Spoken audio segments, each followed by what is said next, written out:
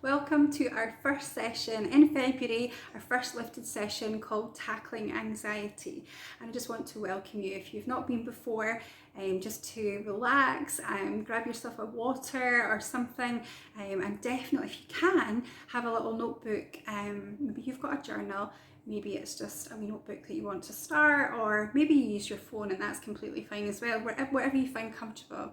The reason we use a notebook through our sessions is really just to help us unpack some feelings and unpack and remember a lot of the teaching as well, remember a lot of the things that we're going to learn. So I really encourage you, if you do have one, to use it throughout the session. You'll be able to get so much more value that way. So yeah, make yourself comfortable and relax, enjoy yourself, and I hope you enjoy.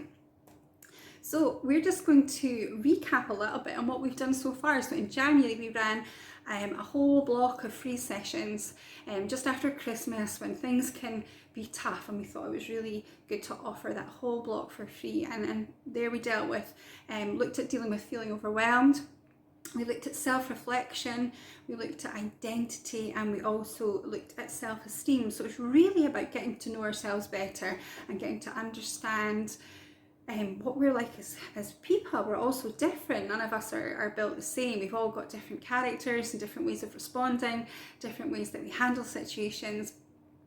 So it's so good to get to know who we are and get to know some of the things we might be struggling with that we don't know we're struggling with, and then be able to get some strategies to work through them in a good way. So today we're going to talk about anxiety and what that actually is, because quite often we hear about it, and especially now in the mental health field, there's a lot of people who suffer with anxiety, and that is, when it gets extreme. So there are different layers, and we're going to talk about that. There's different levels of anxiety, from very mild right up to extreme, really extreme anxiety, where it can really take a hold. And then we're going to look at understanding it a little bit more, the causes and things, how to recognise it as well. And then we're going to look at how to improve it, those strategies and things that we can use to help us not feel so anxious when problems come along, or how to handle it a little bit more smoothly, and hopefully alleviate all the things that can come alongside it. And then we always have our weekly challenge, where we get something to take away, something to work on. You might want to do it all, you might want to just do a little bit, but it's just a little challenge and something to take away from what you learn, and try and put it into practice.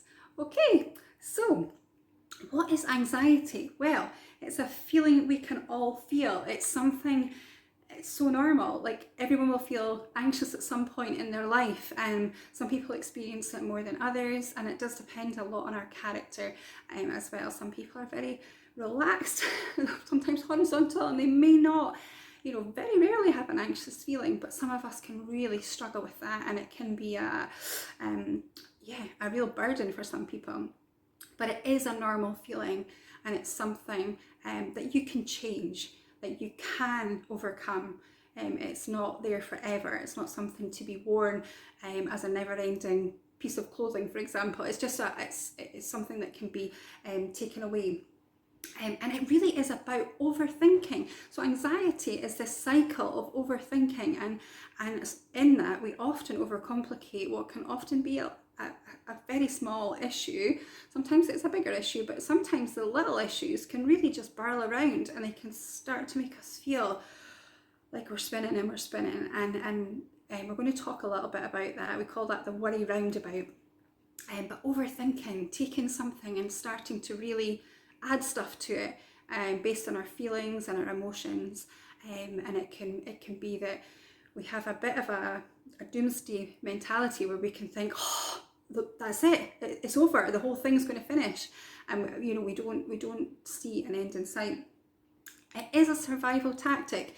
It's something that is being placed in every human being that we need to survive. So anxiety rises up, which sets off a whole lot of reactions. So for example, if you're brave enough to camp outdoors, and you hear something approaching that could be, I don't know, an intruder or something like that, Anxiety will come up as a natural reaction to think, what will I do? How am I going to handle this? Is it a bear? Is it a big scary animal?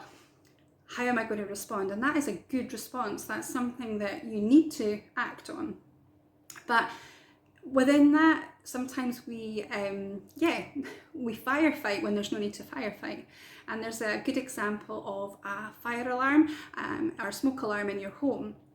And it can go off with burnt toast. It can go off with shower room door being left open. It certainly does that in our house, and that can set it off, but there's nothing to worry about. There's no fire at all, and we for our house we switch it off, we push the button, no need to panic.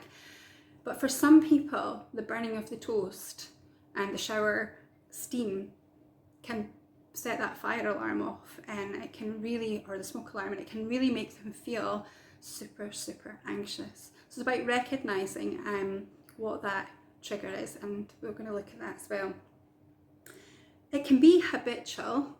Anxiety can be a habitual thing, so it can be a habit that we don't even realise we're doing. Sometimes we can get up in the morning and we can just start on this anxious trail because we've always been that way, perhaps, or perhaps it's something that we've just gotten used to, kind of like an old piece of clothing that we should have binned a long time ago, that doesn't do us any favours. And it's just something that we can habitually put on every morning, and just be in it. And it's something we can, with it being a habit, we can break every habit. So it's good that we know that.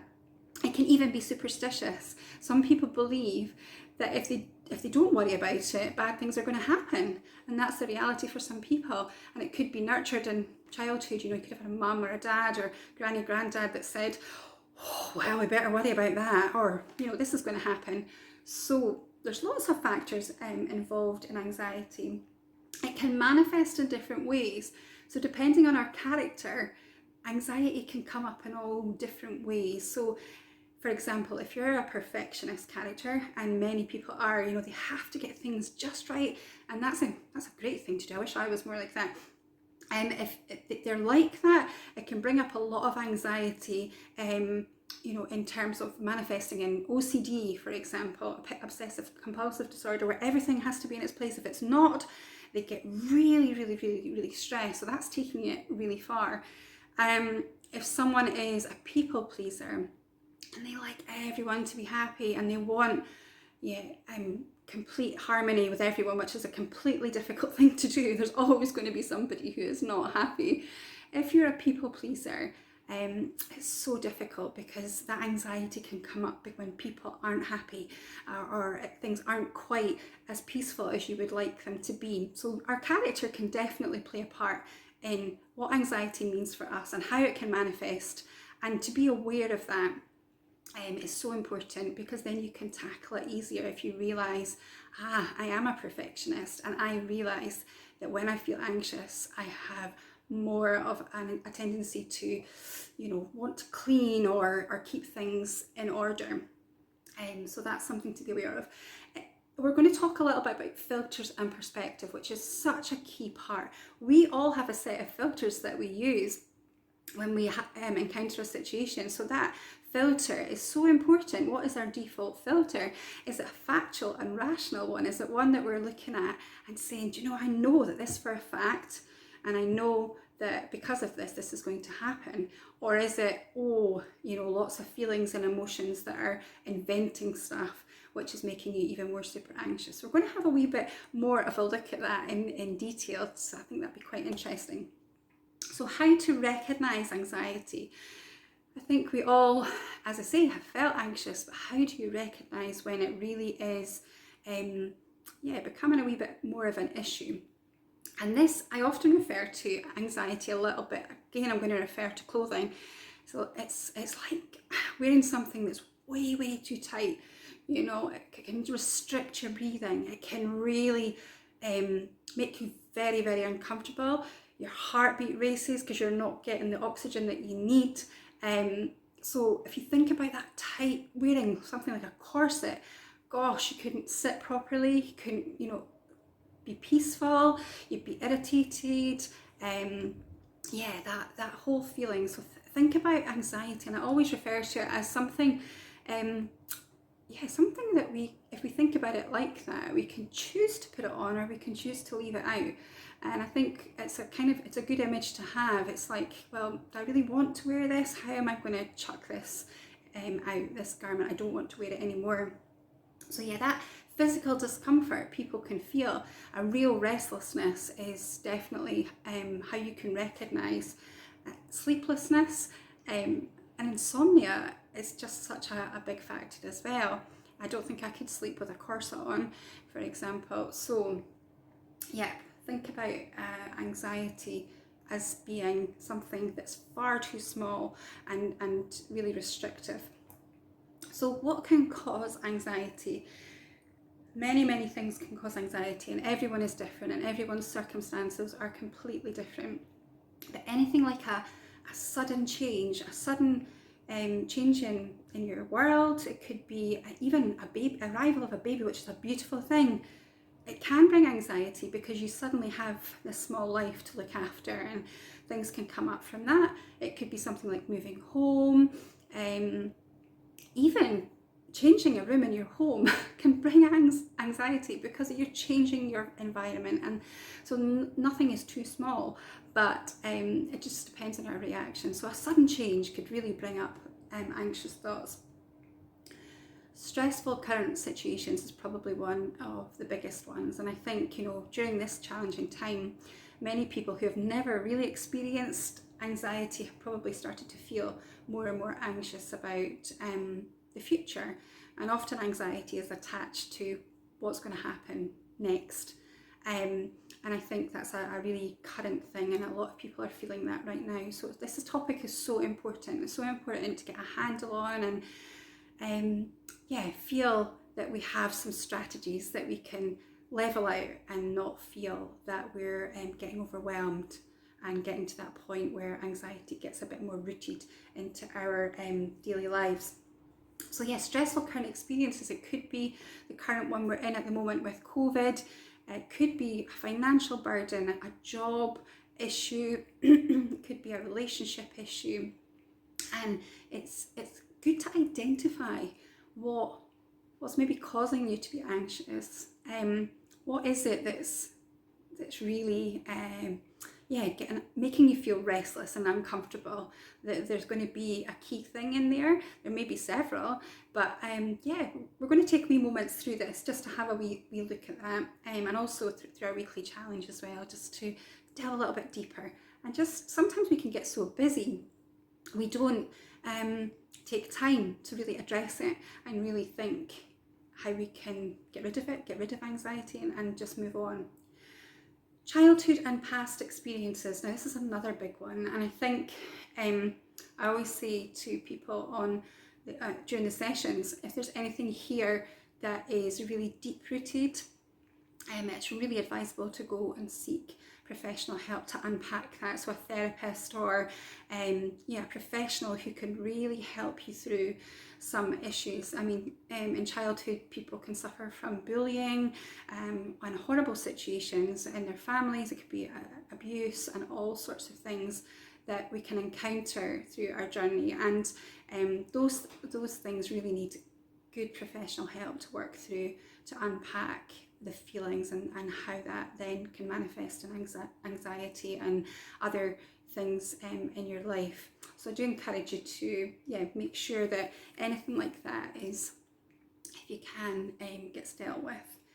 Health as well. So your health is a big thing. If we get a health scare, it can set off all sorts of worry and anxious kind of behaviour, because we fear for ourselves, especially if it's a serious health concern. All sorts of things can come up. Some people really struggle, even if it's something quite mild, and they just really are concerned. It's a big thing for them, and they can't really see that it's going to work out, and all sorts of things spiral from that. So health is a huge thing that can trigger that off. It can be a learned response, so we can all learn from our families, and I'm sure you've had good things you've learned from your family and not so good things, and we all have that. That's just part of the human race. But it can be a learned response. We could have a really anxious mum or dad, or we could have had a really anxious granny or granddad, and we've learned that that's what you do. You worry about things. Oh my goodness, what am I going to do next? Well, that's not going to work out, is it? Oh, that's a bit scary. And not coming up with solutions. If you've not had a solution-based kind of upbringing, it can be really cause anxiety, because you can't see an end in sight. The last one is lack of oxygen. Oh, this is a big one, and I think breathing is something we could all do better. Breathing deeply. I shallow breathe. I'm really guilty of it, so I need to learn, and I'm trying to coach myself to breathe deeply, especially when I'm out for a walk, to get that oxygen in. And I think that does something in our minds. It clears and it refreshes. Oxygen is the light. Well, we need it. We need it to live, and it feeds our blood. So I think it's so important to breathe deeply and get the oxygen into our bodies so we can calm. I think it brings calm. So breathe, definitely. So we're just going to take a little moment now, and if you're watching this as a recording, then you can pause your video just for a little moment and just think about where your level of anxiety is today. It's good to define it, and it's good to say whether it's low, medium, or just really off the scale, super high. So in your notebook or whatever you're wanting to use, or even in your head if you want to, it's just easier to write it down. Think about, where's your level of anxiety today? And then think about what kind of factors, based on what we talked about previously, what kind of things do you think are contributing to that? Is it the sudden change? Is it a relationship? Is it COVID-19 that's affecting you? Is it a past issue, etc.? So take a wee moment. I'll go back to that slide just to give you an idea of what different things cause it, but rating it from low up to high, where you are right now, and different things that might be contributing to that. So just feel free to pause and take a couple of minutes to do that. Okay, so how to improve anxiety? That's what we all want to know, don't we? So we've understood, or we've got a handle on what it is, at different levels that we can experience, what causes it, what are the sort of things that it can show as. So how to improve it? Number one, as I said before, understand that you can change. You can change it. You can, get rid of it completely. It is possible not to have to have it. And it's, as I said before, it's something that you can get really used to having, and part of who you are almost. But if you don't want that feeling anymore, you can get rid of it and you can change. Uncover your triggers. We all have different things that set us off and that we're more sensitive to, or that can be things that we've had to deal with and difficult situations. So it's uncovering those triggers, and we're going to look a wee bit into that as well, and how you can uncover those triggers, different ways you can do that. Identify your filter, and we're going to look at that too. Identifying your filter. What filter am I putting on when I'm looking at a difficult situation? Am I putting on my rational filter, or am I putting on something that is blowing everything out of proportion and setting a whole lot of other reactions off in the process? The other thing we can do is get off the worry roundabout. Now I'm going to be talking about that as well in a wee minute. The worry roundabout, I don't know about you, but as a child I loved it. As an adult, no way. I went on with my little boy, and not so long ago, and just spun, and it was awful. I felt so sick afterwards. So we're going to get off the worry roundabout. And lastly, again, just to remember to breathe deeply. That feeling of tightness, that feeling of just not being able to breathe. Remember, you can just take deep breaths, ground yourself, is such a good thing. So uncovering our triggers. There's different ways that this can happen, and obviously whatever works for you, but we really advocate journaling. And when I say journaling, it sounds like quite a big big thing, complicated. It's not. It's really about writing, just writing down, having a notebook, and it can be whatever way you want. We often talk in our sessions about having some key sort of headings just to sort of unpack. So with this one, obviously we're looking at, you know, how we're feeling, what's causing that, what sort of factors are causing it, and things that we could maybe start to think about doing. But you can do it if you're very artistic. My daughter, for example, does this beautiful, she does little doodles and arty things that help her to get her feelings down on paper. So that's a really good idea to do. But if you need any help on journaling, do drop us a wee note, because we'll be happy to give you some tips. And also we've got our Moving Forward pack, which is just a wee example that you can print out and you can use it over and over again, which we've got some good headings on there to help you with some of the stuff. Being honest with yourself. This is a big one. Sometimes we can not want to face certain things, or that will be tough, absolutely, and maybe we don't want to know certain things about ourselves, or we don't want to know or face up to things about other people, and that's a really hard thing to challenge. But that can often uncover stuff when we start to address a problem and we say, actually, I think I'm the problem, which, you know, often we can be our own worst enemy, or, you know, this is the problem. Maybe it's debt, maybe it's you spend too much money and you can't stop, you know, and then that brings anxiety with all sorts of different things attached to it. So being honest with yourself, and be willing to explore a little bit deeper.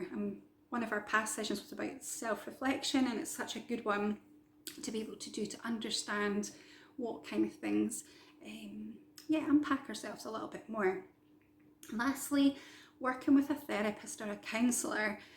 Again, this is such a good idea, and it doesn't have to be that you've got serious problems, but with a therapist and a counsellor, you can just understand something a little bit deeper, that could be tripping you up in all sorts of ways. It could just be a situation that happened that you want to talk about with someone, and I do encourage you. It's such a good thing to do, and there are many available.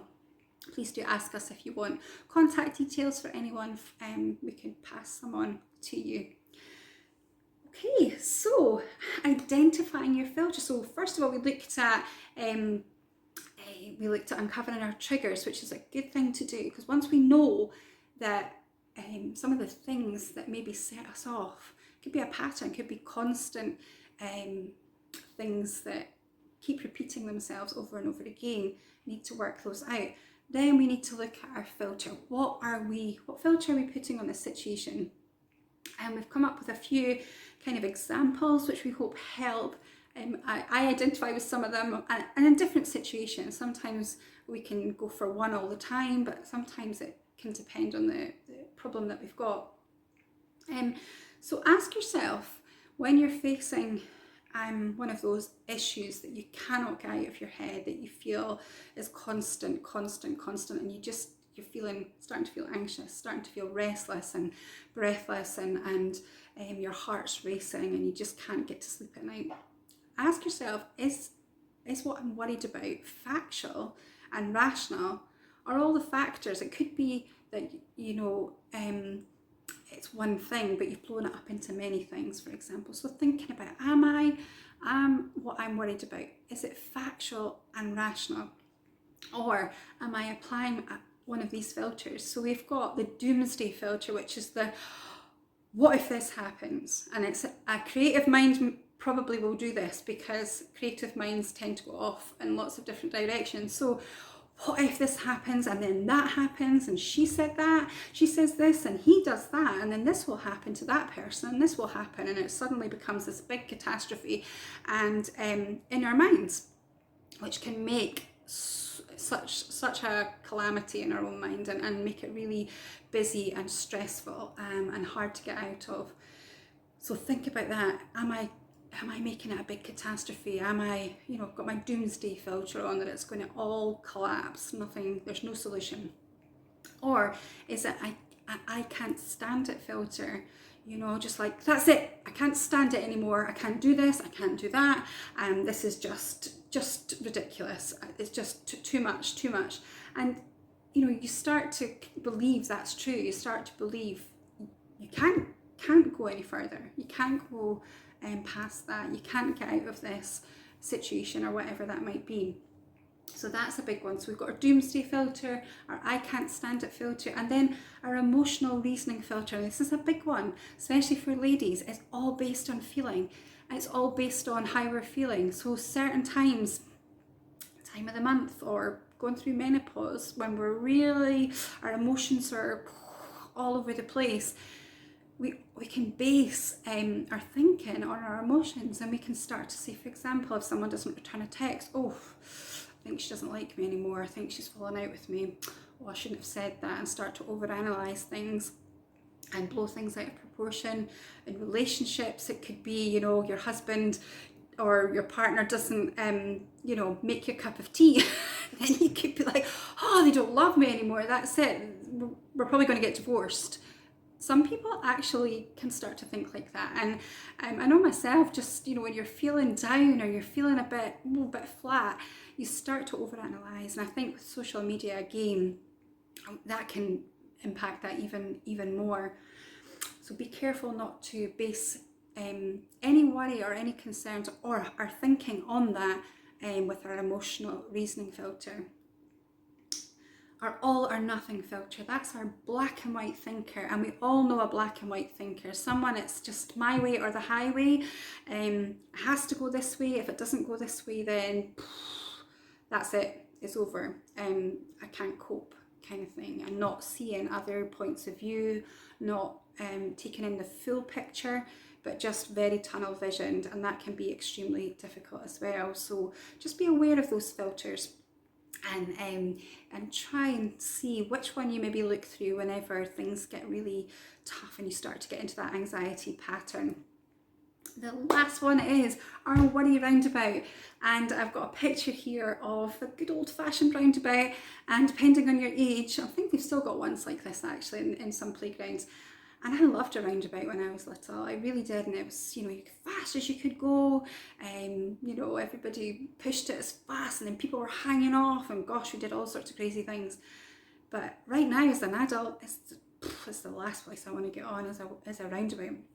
And when we think about worry and anxiety, our you know, worry builds anxiety, basically, and it's a circular kind of thinking, because you feel there's no end, so you go round and round and round with the same thoughts, and you can't see a solution, because number one, your head's spinning, you feel sick, and it's a kind of circular way of thinking. So if you think about that roundabout, instead think about it more like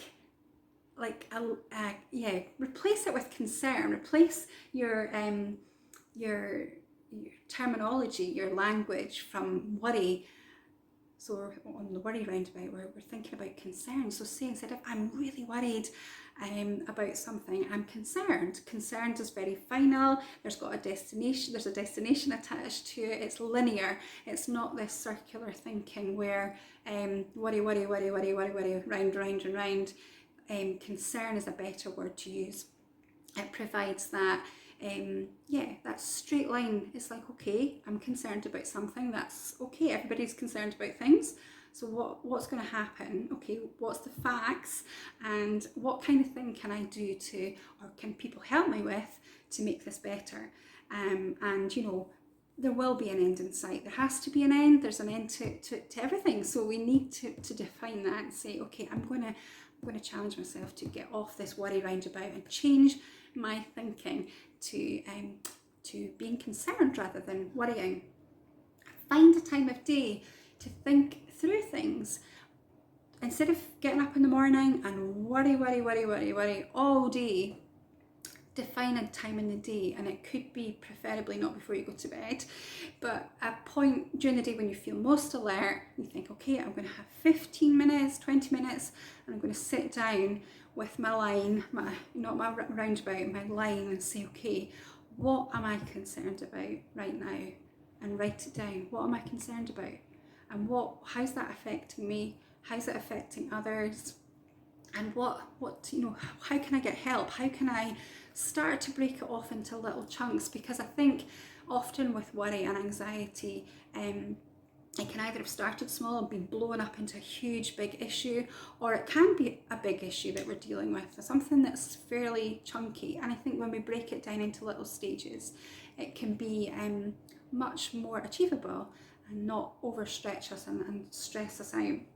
But write it down and spend just that little bit of time. Just say, this is my time, and I'm going to work through my concerns, and I'm going to take ownership of it. Take ownership of it so that you can handle it. I think sometimes we run away and think that we're running away from anxiety, but we're not, because it's just following us each time. So I often refer to it being a bit like an intruder into our home, anxiety. So it's about putting the bolt on the door and saying, no, you're not welcome here, anxiety, and talking to it like it's actually a thing. It's not just and telling it you're not welcome here, and this is how I'm going to handle you. These are my strategies. So it's a good thing to have that visual.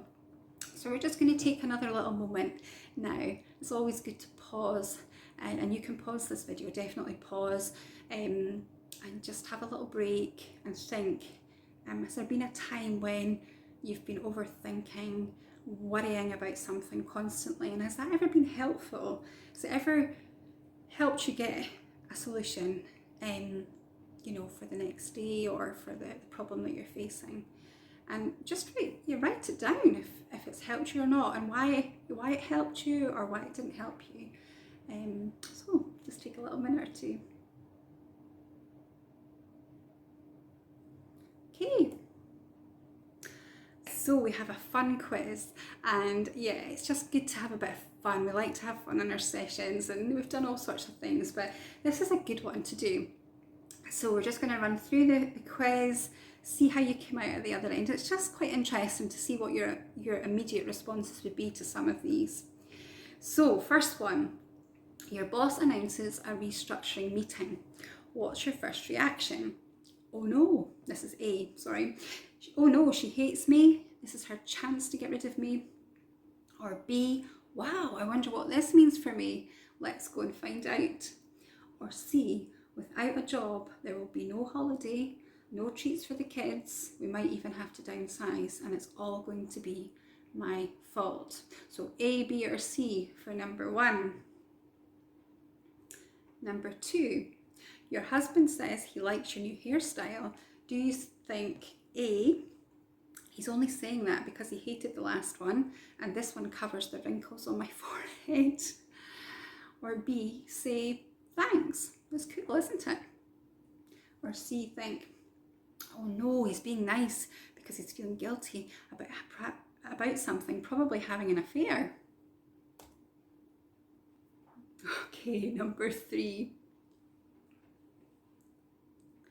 Your friends group chat on WhatsApp has been quiet for 2 weeks.